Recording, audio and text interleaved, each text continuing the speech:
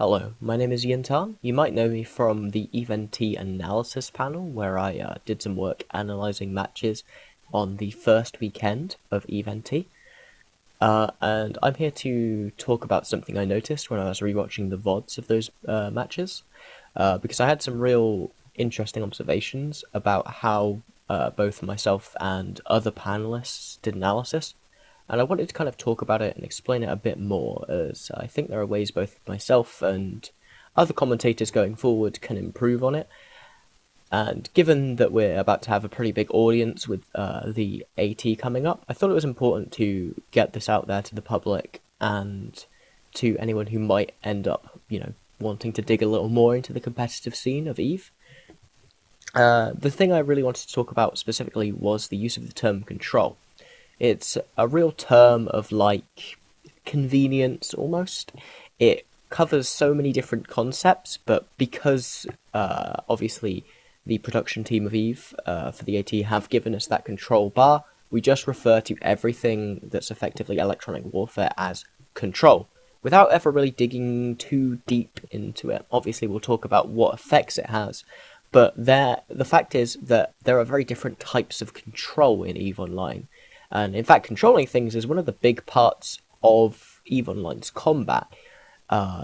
Winning a match of EVE Online, when it comes to this kind of more controlled, fair and balanced kind of environment, you have to be able to control something. Be it range, be it damage, be it tank, be it through E-War superiority, be it through winning a support war and being able to and then ending up leveraging that into an advantage that you can turn into a hard victory. But control in of itself is effectively just mid-slot and a couple of very small high-slot modules, things like damps, scrams, webs, paints, ECM, even the hexagram.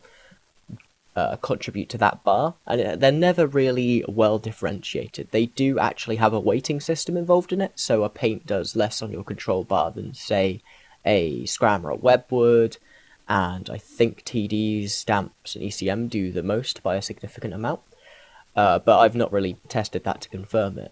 The problem is that doesn't really... It's not a great representation to the viewer of what is actually happening in the match, as the way that control works really does depend on how you're using it.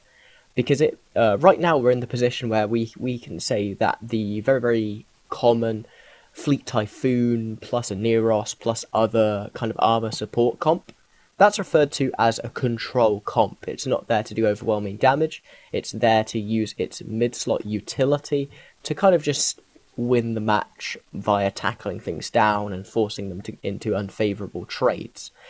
But we'd also refer to, say, a pure ECM setup with a lot of Blackbirds, a lot of Rooks, a lot of Widows. We'd refer to that as a heavy control setup as well.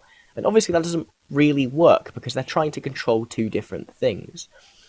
The Fleet Typhoon comp, for example, is a more offensive control comp. It's something trying to leverage control of range, control of newts, control of scrams, control of paints, to really force the enemy to stay in one location so you can apply as much damage as possible to them, and therefore just win the fight through traditional damage methods.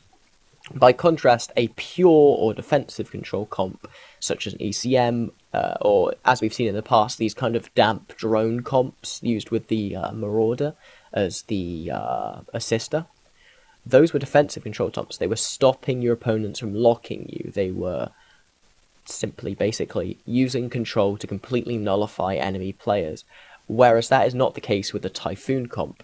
A Typhoon comp is about putting you in an unfavourable position so that it can do its main job, which is to apply damage.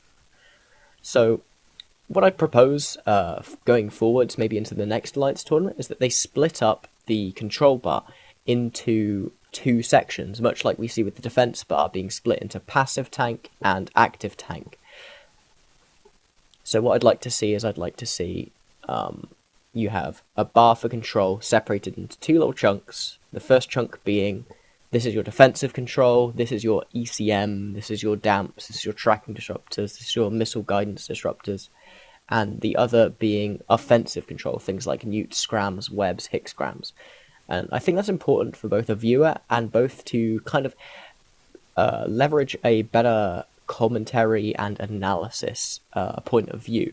Because right now it's very, very difficult for people to get into the flow of referring to things such as offensive control and defensive control because it's not very well shown, and you can't see when these different types of control are being applied effectively from a certain comp.